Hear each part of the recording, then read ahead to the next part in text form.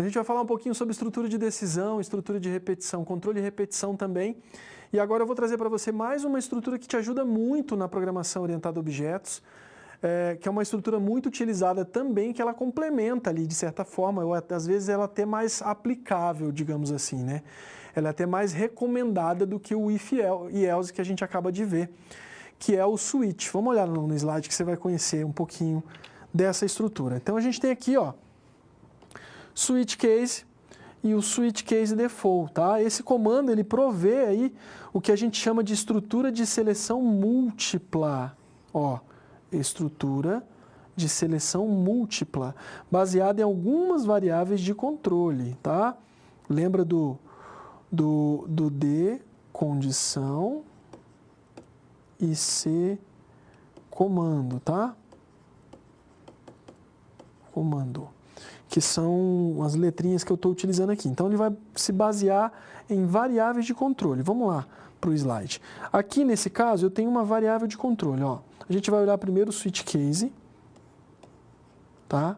Para essa parte do código aqui. Ó. Então, a gente tem aqui, ó, qual que é a variável de controle que está sendo utilizada? Ela está sendo chamada dentro, tá assim, ó.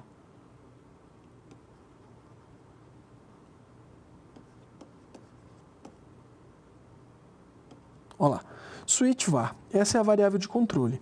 E aí, o que ele faz? Ele abre o bloco, tem as chaves aqui, não vou fazer tudo, mas enfim, tá lá. Ele primeiro chama um case aqui, ó, por isso que fala switch case, tá? E aí ele vai fazer um teste. V1, essa variável é V1? Se sim, ele entra, executa um comando e dá um break. Tá? Se não for V1, aí ele faz um outro case, por exemplo, V2. Se não for V1, ele testa o V2. É V2? Então ele faz um comando 2 e dá um break. E assim por diante, tá? Por isso essa estrutura é chamada de estrutura switch case. Ela é muito utilizada. E aqui, ó, a gente tem o desenho, a variável. Caso essa variável seja V1, ele vai executar o comando C1 e vai para C4. E nesse caso aqui a gente tem um C4, né? Caso a variável seja C2, ele vai executar... Caso a variável seja V2, né, ele vai executar o comando C2 e vai para C4. Se for V3, ele vai executar o comando C3 e vai para V4, para C4. Tá? Essa é uma estrutura. E agora... a gente tem o switch case. Deixa eu marcar aqui. Default. Qual que é a diferença do switch case para o switch case default? No default, ele define um padrão, um valor padrão nessa última partezinha dele aqui, o default. Como é que ficaria isso? Ó, ele tem aqui switch var, tá? Vou fechar a chave aqui. Vou fazer só o caso 1 e 2, tá? Se for V1, ele executa o comando C1 e dá um break. Se o caso var seja V2, ele... Opa, é ponto. 2 pontos aqui, eu fiz ponto e vírgula, tá? Ele executa o comando C2 e dá um break. E ele determina que o valor padrão é C4. O comando C4, tá? Esse é um exemplo. Como é que funciona isso? Caso essa var seja V1, ele vem e executa o comando C1. Caso seja V2, ele executa o comando C2.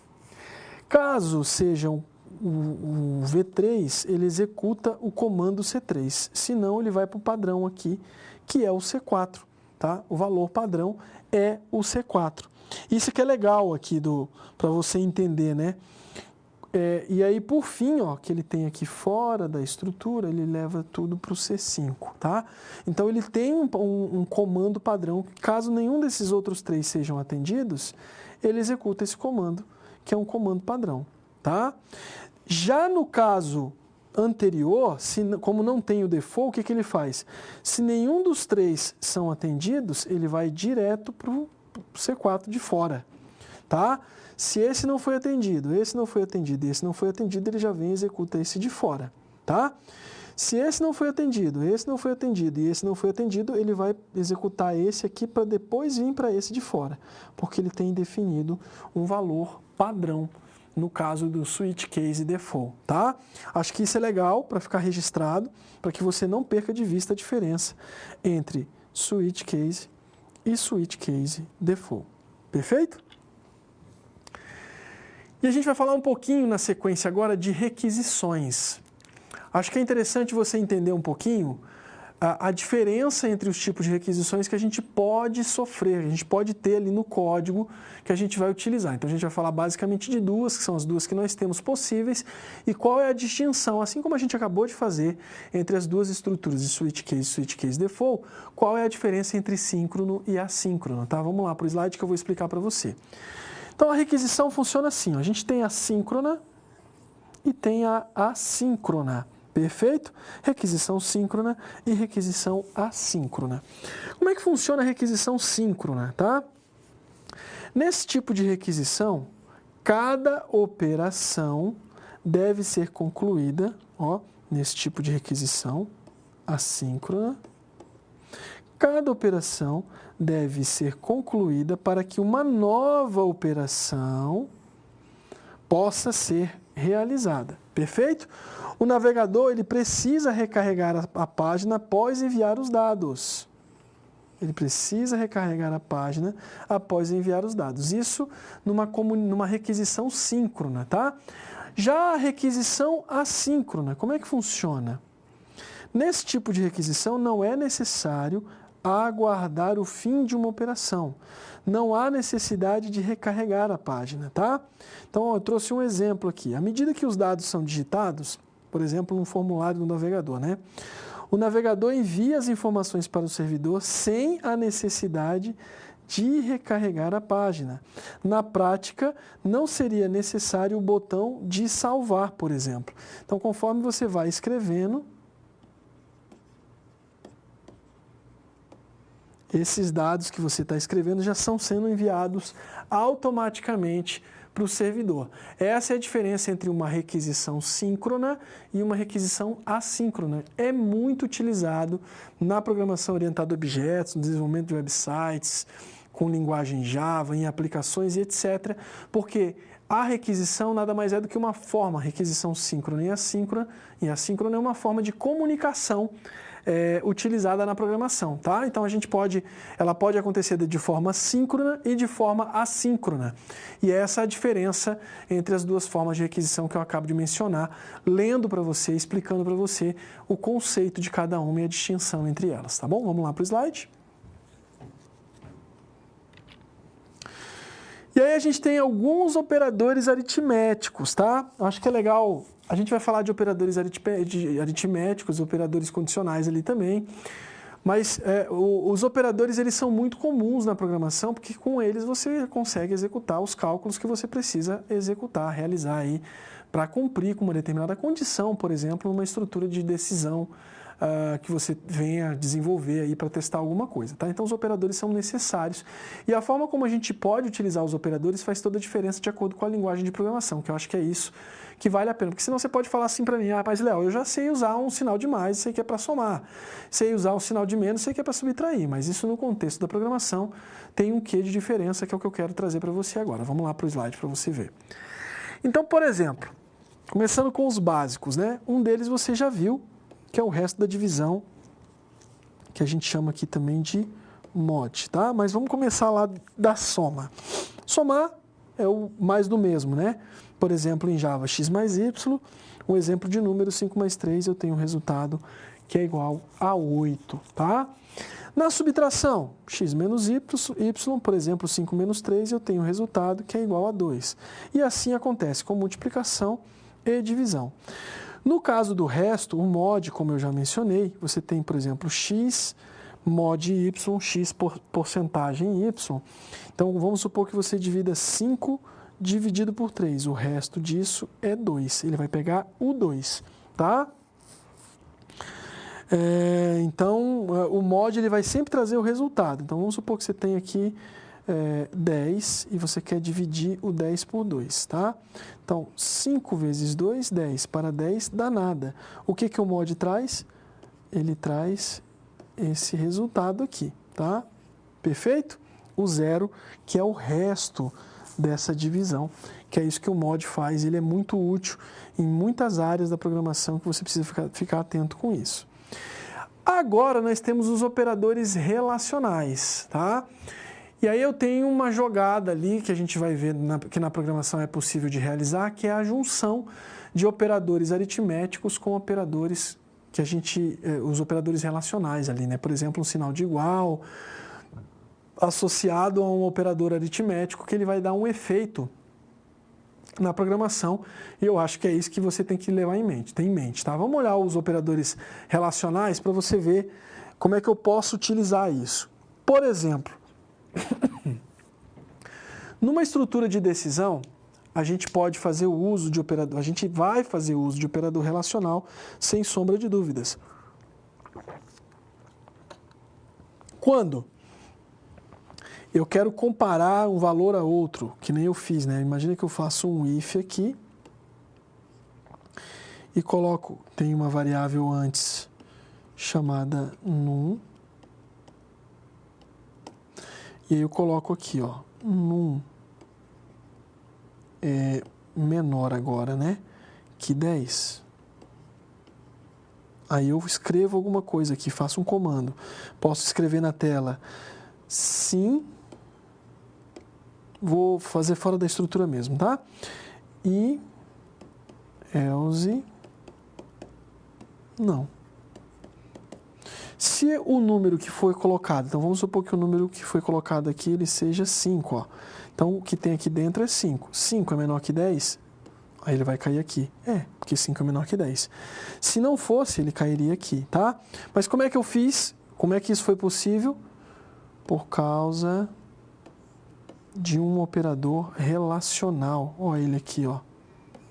Maior que ou menor que, tá? Então, os operadores relacionais, eles são indispensáveis na construção de estrutura de decisão, porque é ele que me permite comparar algo. Geralmente, quando eu faço um teste, né, uma condição, eu faço esse teste usando um operador relacional de comparação, maior que, menor que, enfim, dependendo do que você pretende fazer, é um operador relacional que você vai acabar adotando ali numa estrutura if-else, beleza? Vamos para o slide? Na programação, o sinal de igual, como eu já mencionei, para eu comparar algo, eu tenho que colocar igual, para saber se é igual, tá? Se eu colocar apenas um sinal de igual, é atribuição, como nesse exemplo aqui, ó. Eu criei uma variável num, coloquei o sinal de igual e coloquei um 5. Eu estou dizendo que essa variável, imagina que a variável aqui no caso, ela é como se fosse uma caixinha de fósforo, tá? Então, eu abro a caixinha e coloco algo dentro para ela guardar para mim esse algo até que eu precise dele para alguma coisa. Então, a variável, o sinal de igual, ele faz isso. Ele coloca um valor dentro de uma variável.